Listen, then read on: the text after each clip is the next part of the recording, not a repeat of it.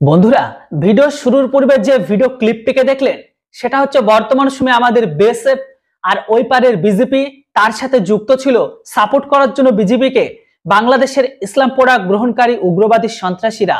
হ্যাঁ, এবার আসি মেন মুদ্দাতে। আপনারা যে এই মুহূর্তে ভিডিও ক্লিপটিকে দেখলেন সেটা হচ্ছে ত্রিপুরার ঘটনা। এই মুহূর্তে ওই দেশ থেকে অর্থাৎ পূর্ব পাকিস্তানের তরফ থেকে ইসলাম প্রোডাক্ট টুপিদারি রাখা ইসলামিক উগ্রপন্থী বা উগ্রবাদীগুলো তারা অলওয়েজ ভারতে অবৈধভাবে ঢোকার চেষ্টা করে। আর এই অবৈধভাবে ঢুকতে গিয়ে ভারতের বিএসএফ দেখে তৎক্ষণাৎ তাদের থামানোর চেষ্টা করলে উল্টে ভারতের বিএসএফ এর উপর আক্রমণ করে। পাল্টা ধাওয়া যখন ভারতের দুইজন বিএসএফ বা ডিউটিরত অবস্থায় দেখতে পেয়ে তাদের উপর পাল্টা রিটালিয়েশন দেয়, তৎক্ষণাৎ তাড়তে তারা ভারতের সীমান্তরক্ষী বাহিনী আমাদের যে বর্ডার সীমানা আছে সেটাকে ক্রস করে বিজেপি সীমানায় ঢুকে পড়ে। মানে মেন যে দুটো লাইন আছে সেই ঠিক অন্তর্বর্তী জায়গায়, টোটালি সেটা বাংলাদেশের জমিতে। তো তাদেরকে পিছু ধাওয়া করার জন্য ভারতের বিএসএফ তাদের উপর গুলিও চালায়। ব্যাস, এটাকে নিয়ে পরিস্থিতি খাড়া হয়। এবার আসি মেন মুদ্দাতে। আপনাদের বলে দিই, যখন থেকে শেখ হাসিনার সরকার পড়ে গেছে তারপরে থেকে ইসলাম প্রোডাক্ট গ্রহণকারী উগ্রবাদী সন্ত্রাসীগুলো, বিশেষ করে পূর্ব পাকিস্তানের, তারাই কিন্তু সব থেকে ভারতের বর্ডারে ঢুকেছে। কোনো হিন্দু আসেনি, ওরাই সব থেকে বেশি এসেছে, কারণ ভারতের ভিতরে অশান্তিকে তৈরি করা। এই ঘটনাটিতে আপনারা তো কিছু ভিডিও ক্লিপের কথা শুনতেই পেলেন। কিছু বাংলাদেশের ইসলাম প্রোডাক্ট গ্রহণকারী টুপিদারি রাখা ব্যক্তিগুলো বা উগ্রবাদীগুলো তারা এটাই বলছে, গুলি কিউ কিয়া, ফায়ার কিউ কিয়া। তারা এটাই বলতে চাইছে বা বোঝাতে চাইছে যে আপনারা আমাদের উপর কেন গুলি চালালেন। ফার্স্ট অফ অল এখানে একটু বোঝার চেষ্টা করুন, বিএসএফ আপনার বা সাধারণ মানুষের উপর এমনি এমনি কেউ কাউকে গুলি চালায় না। প্রথমত যে জোনে ঝামেলাটা হচ্ছে সেই জোনটি হচ্ছে সম্পূর্ণ একটি রেড অ্যালার্ট জোন। মানে এই জোনের মধ্যে সাধারণ লোকের যাওয়া আসা একদমই নিষিদ্ধ। প্রথমত আপনি ওখানে কেন গেলেন? আপনি তো আপনার সীমানায় নেই।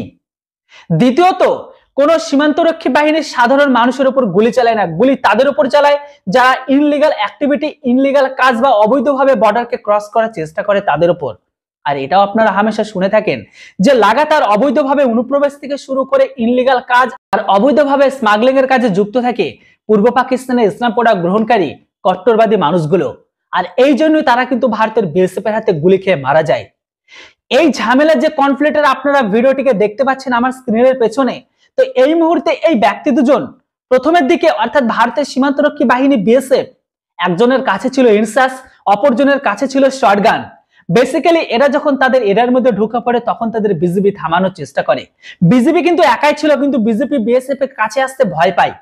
এই জন্য তারা তাদের গ্রামের কিছু ইসলাম প্রোডাক্ট গ্রহণকারী কট্টরবাদী ইসলামিক সন্ত্রাসীদের নিয়ে বিএসএফ এর উপর আক্রমণ করে। প্রথমে যখন আপনারা এই ভিডিওটিতে দেখলেন যে তাদের হাতে ছিল লাঠি, একজনের হাতে ছিল কাটারি, অপরজনের হাতে ছিল ছুরি, একজনের হাতে ছিল কুড়োল আর আরেকজনের হাতে ছিল ভোজালি। যাক, এরকমটা নিয়ে বিএসএফ এর উপর আক্রমণ করার চেষ্টা করে। যদিও বিএসএফ এটা সিদ্ধান্ত নিয়েছিল পরিস্থিতি বেগতিক হলে তাদেরকে সোজা ওখানেই দানা ঠুকে দেওয়া হবে, কিন্তু আমার মনে হয় ঠোকাই করা উচিত ছিল। কেননা এই সমস্ত মানুষগুলো যখন বিজেপি নিজে কন্ট্রোল করতে পারছে না ওই সমস্ত উগ্রবাদী মানুষগুলোকে নিয়ে তারা ভারতের বিএসএফ এর সঙ্গে মুখোমুখি হচ্ছে, তখন এই ভিডিও ক্লিপে আপনাদের এতটাই স্পষ্ট যে মাত্র দুজন বিএসএফ কে কাউন্টার করার জন্য একজন বিজেপি প্লাস গ্রামের সমস্ত উগ্রবাদী সন্ত্রাসীদের নিয়ে বিএসএফ এর আক্রমণ করে। যদিও একজন বিএসএফ যদি শটগান থেকে জাস্ট একটা বাটন টিপলে আমার মনে হয় আপাতত 5 মিনিটের মধ্যে জায়গা পরিষ্কার হয়ে যেত। আপনাদের নিশ্চয়ই বড়াই বাড়ি পিডিআর আর বিএসএফ এর সেই ঘটনা তো মনে আছে। সেই টাইমে কিন্তু সেম সিনারি হয়েছিল। ওই পারে যখন বিডিআরে ভারতের বিএসএফ ভারী পড়তে শুরু করে তখন তাদের সাধারণ লোকালিটি বা সাধারণ এইরকম ইসলাম প্রোডাক্ট গ্রহণকারী উগ্রবাদী টেররিস্টদের নিয়ে তারা কিন্তু ভারতের বিএসএফ এর উপর আক্রমণ করে। সেই ঘটনার কথা আপনাদেরও নিশ্চয়ই মনে আছে।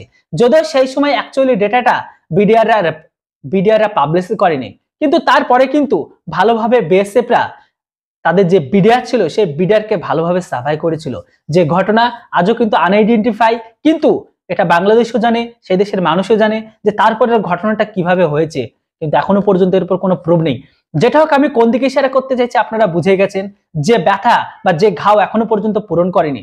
তবে আপনারা এতটুকু নিশ্চিত থাকুন, সামনের দিনে কিন্তু এরকম বাংলাদেশি মানুষের গুলি খেয়ে 72 ঘুরে পাওয়ার ঘটনা বা মারা যাওয়ার ঘটনা আপনারা পেতেই থাকবেন।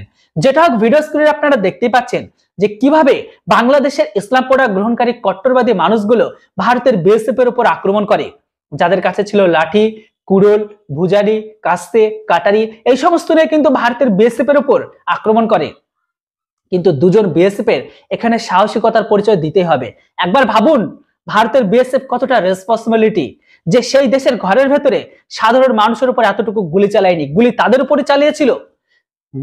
উপরই চালিয়েছিল যারা ইনলিগাল অ্যাক্টিভিটির সাথে যুক্ত ছিল। তারা তো পালিয়ে গেছে, কিন্তু তাদেরকে সাপোর্ট করার জন্য আর এই বিজেপি কে একা ভারতের বিএসএফ এর সাথে লড়াই করতে পারবে না বলে তাদের সমর্থন দেওয়ার জন্য তারা কিন্তু সাপোর্ট করে।